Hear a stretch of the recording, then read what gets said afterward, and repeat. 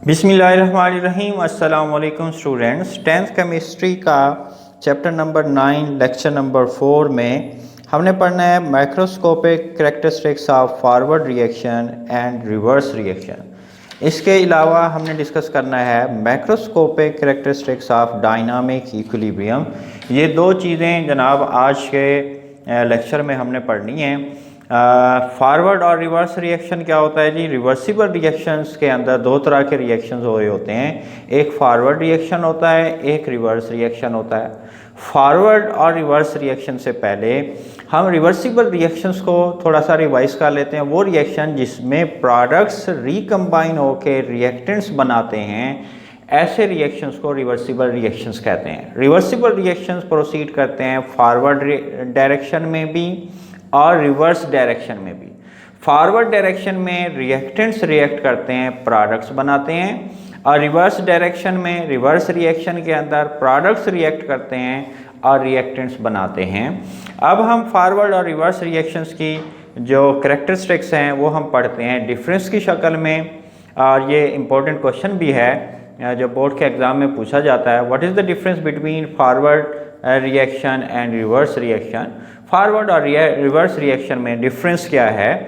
Forward reaction अभी मैंने बताया है, ये वो रिएक्शन है जिसमें रिएक्टेंट्स रिएक्ट करते हैं और प्रोडक्ट्स बनाते हैं। Reaction in which reactants reacts to form products. और रिवर्स रिएक्शन कौन सा होता है? जिसमें प्रोडक्ट्स रिएक्ट करते हैं और रिएक्टेंट्स बनाते हैं। Reaction in which products react to form reactants. जो फॉरवर्ड रिएक्शन है जनाब, ये प्रोसीड करता है from left to right. Forward reaction left से राइट डायरेक्शन में प्रोसीड करता है, जबकि जो रिवर्स रिएक्शन है वो राइट टू लेफ़्ट, राइट से लेफ़्ट की तरफ जो है वो प्रोसीड करता है।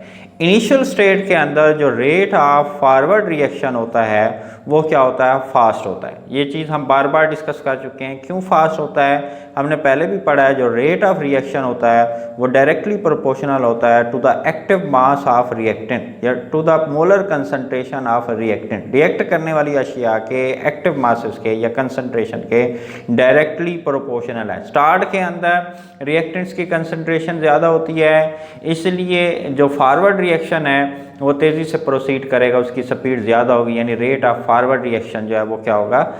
फास्ट होगा। और जो रेट ऑफ रिवर्स रिएक्शन होगा वो क्या होगा? स्लो होगा, क्योंकि इनिशियल स्टेट के अंदर जो प्रोडक्ट्स बन रहे हैं उनकी अमाउंट, उनकी कंसंट्रेशन जो है वो कम होती है, इसलिए रेट ऑफ रिवर्स रिएक्शन जो है वो क्या होता है? स्लो होता है।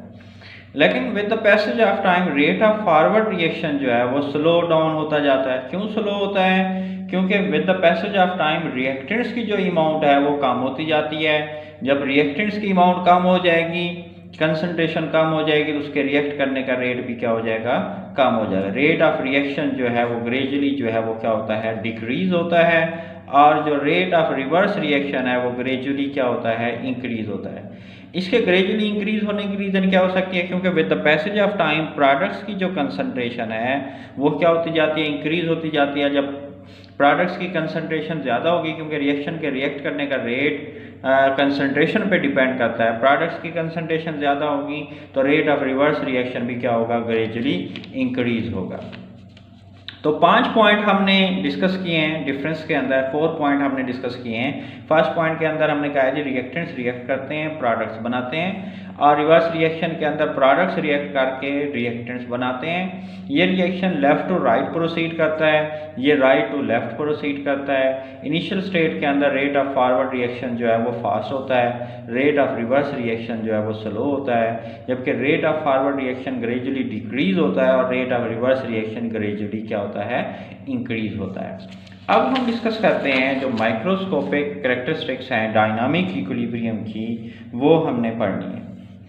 जो इम्पोर्टेंट कैरेक्टरिस्टिक्स फीचर्स हैं डायनामिक इक्विलिब्रियम की, उनमें से एक ये है कि एन इक्विलिब्रियम जो है वो अचीवेबल है व्हेन सिस्टम इज़ क्लोज्ड। जब सिस्टम क्लोज होता है तो फिर हम इक्विलिब्रियम को अचीव कर सकते हैं, अदरवाइज सिस्टम में हम इक्विलिब्रियम को जो है वो अचीव नहीं कर सकते। व्हेन सिस्टम इज़ ओपन ये अचीवेबल नहीं है, when system is close then equilibrium is achievable.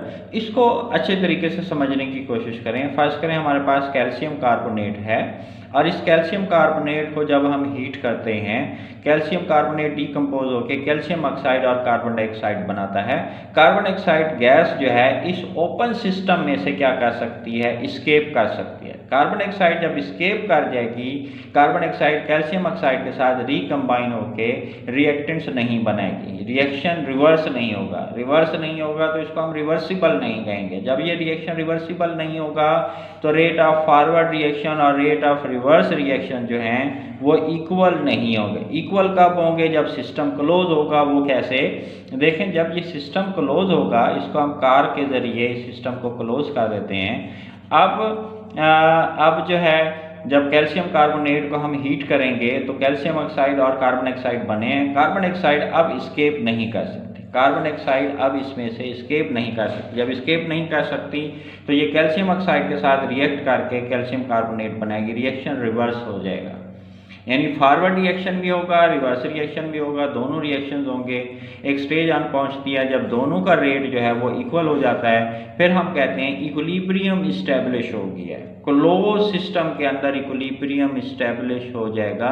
अब आपको ये बात समझ आ जानी चाहिए कि हमने कहा जी इक्विलिब्रियम सिर्फ और सिर्फ अचीवेबल है क्लोज सिस्टम के अंदर। नेक्स्ट पॉइंट में हम डिस्कस करते हैं, at equilibrium reaction does not stop, forward and reverse reaction जो हैं टेक प्लेस होते हैं। रिएक्शन रुकता नहीं है। जब इक्विलिब्रियम फॉरवर्ड और रिवर्स रिएक्शन का रेट बराबर हो गया, इक्विलिब्रियम इस्टेब्लिश हो गया, ये दोनों रिएक्शन रुकते नहीं है। फॉरवर्ड रिएक्शन भी होता रहेगा, रिवर्स रिएक्शन भी होता रहेगा अपोजिट डायरेक्शन में, बट एट इक्वल रेट। दोनों रिएक्शन फॉरवर्ड और reverse keep on taking place but at equal rate and in opposite direction, equal rate से और अपोजिट डायरेक्शन के अंदर। थर्ड पॉइंट में, at equilibrium state amount of reactants and products does not change. Chemical equilibrium की definition भी हम उसमें भी हम पढ़ चुके हैं। जो अमाउंट ऑफ रिएक्टेंट और प्रोडक्ट्स है वो कांस्टेंट रहती है। जब इक्विलिब्रियम इस्टेब्लिश होता है, रेट ऑफ फॉरवर्ड और rate of reverse reaction, rate of forward और रेट ऑफ रिवर्स रिएक्शन बराबर हो जाते हैं। तो जो अमाउंट ऑफ रिएक्टेंट है इस पर भी फ़र्क नहीं पड़ता। रेट ऑफ जो अमाउंट ऑफ प्रोडक्ट्स है इसकी कंसंट्रेशन या इसकी अमाउंट पे भी फ़र्क नहीं पड़ता। क्यों नहीं पड़ता? क्योंकि जिस स्पीड से ये डिकम्पोज हो रहा है उसी स्पीड से, उसी रेट से ये दोनों रिकम्बाइन होके कन्वर्ट बैक हो रहे हैं। इसलिए दोनों की अमाउंट्स पे, कंसंट्रेशन पे जनाब फ़र्क नहीं पड़ता। यानी अमाउंट ऑफ प्रोडक्ट और रिएक्टेंट जो है वो चेंज नहीं होती इक्विलिब्रियम स्टेट में। यहाँ तक कि जो फिजिकल प्रॉपर्टीज़ हैं, कलर डेंसिटी एट्सेट्रा, ये भी सेम रहती हैं। 3 पॉइंट्स अब तक हमने पढ़े हैं। इक्विलिब्रियम सिर्फ और सिर्फ अचीवेबल है क्लोज सिस्टम के अंदर। इक्विलिब्रियम सिस्टम में रिएक्शन रुकता नहीं है, दोनों रिएक्शन जो हैं वो टेक प्लेस होते रहते हैं but at equal rate and in opposite direction. Equilibrium state में रिएक्टेंट्स और प्रोडक्ट्स की अमाउंट, या आप कह सकते हैं composition of the reaction mixture, या आप कह सकते हैं कंसंट्रेशन ऑफ रिएक्टेंट्स और प्रोडक्ट्स जो है वो कांस्टेंट रहती है, चेंज नहीं होती। फोर्थ पॉइंट में हमने पढ़ना है इक्विलिब्रियम स्टेट जो है ये अटेनेबल है, चाहे रिएक्शन रिएक्टेंट से स्टार्ट हो या रिएक्शन जो है वो प्रोडक्ट से स्टार्ट हो। रिएक्शन यहाँ से स्टार्ट हो रहा है यानी डिकम्पोजिशन से स्टार्ट हो रहा है, या रिएक्शन कैल्शियम और कार्बन डाइऑक्साइड के कंबाइन होने से स्टार्ट हो रहा है। रिएक्शन यहाँ से स्टार्ट हो या यहाँ से स्टार्ट हो, दोनों सूरतों में इक्विलिब्रियम को अटेन किया जा सकता है। लास्ट पॉइंट है जी, इक्विलिब्रियम स्टेट को हम डिस्टर्ब भी कर सकते हैं और इसको अगेन अचीव भी कर सकते हैं under the given conditions of temperature, pressure and concentration. In given conditions के तहत हम इक्विलिब्रियम को डिस्टर्ब भी कर सकते हैं और इक्विलिब्रियम को दोबारा हासिल भी कर सकते हैं। दोबारा एग्जांपल लेते हैं, यही कैल्शियम कार्बोनेट वाली। मिसाल के तौर पर ये रिएक्शन हमने जब कराया था, इसको डिकम्पोज किया था, कैल्शियम और कार्बन डाइऑक्साइड बने थे, ये रिकम्बाइन होकर इन्होंने कैल्शियम कार्बोनेट बना दिया था। दोनों रिएक्शन हो रहे थे, फॉरवर्ड भी रिवर्स भी। जब दोनों का रेट बराबर हो गया, इक्विलिब्रियम इस्टेब्लिश हो गया, वो भी क्लोज सिस्टम के अंदर इक्विलिब्रियम इस्टेब्लिश हो चुका। अब आप इस कार्क को यहाँ से निकालेंगे, कार्बन डाइऑक्साइड जब एस्केप करेगी, जो इक्विलिब्रियम है वो जनाब क्या हो जाएगा, वो डिस्टर्ब हो जाएगा। इक्विलिब्रियम जो है वो डिस्टर्ब हो गया है। अब इक्विलिब्रियम को दोबारा अचीव कर सकते हैं अंडर सेम कंडीशन। कैसे हासिल करेंगे? दोबारा कार्क लगा के जब कार्क लगाएंगे कैल्शियम कार्बोनेट की डिकम्पोजिशन उस वक्त तक होती रहेगी जब तक वो जो decreased amount of carbon dioxide है वो कंपनसेट ना हो जाए। जितनी कार्बन डाइऑक्साइड निकली थी उतनी जब तक बनेगी नहीं तब तक ये रिएक्शन जो है ये प्रोसीड होता रहेगा और फिर कुछ देर के बाद दोनों रिएक्शंस का रेट अगेन जो है वो इक्वल हो जाएगा और इक्विलिब्रियम जो है वो दोबारा इस्टेब्लिश हो जाएगा। तो हमने क्या पढ़ा, इक्विलिब्रियम स्टेट को डिस्टर्ब भी किया जा सकता है और अगेन अचीव भी किया जा सकता है under given conditions of temperature and pressure. क्या पढ़ा जी हमने, 5 कैरेक्टरिस्टिक्स पढ़ी हैं डायनामिक इक्विलिब्रियम की। Equilibrium is only achievable in close system. At equilibrium state reaction does not stop, forward and reverse reaction keep on taking place but at equal rate and in opposite direction. At equilibrium state amount of reactant and products does not change, even physical properties like color density remains the same.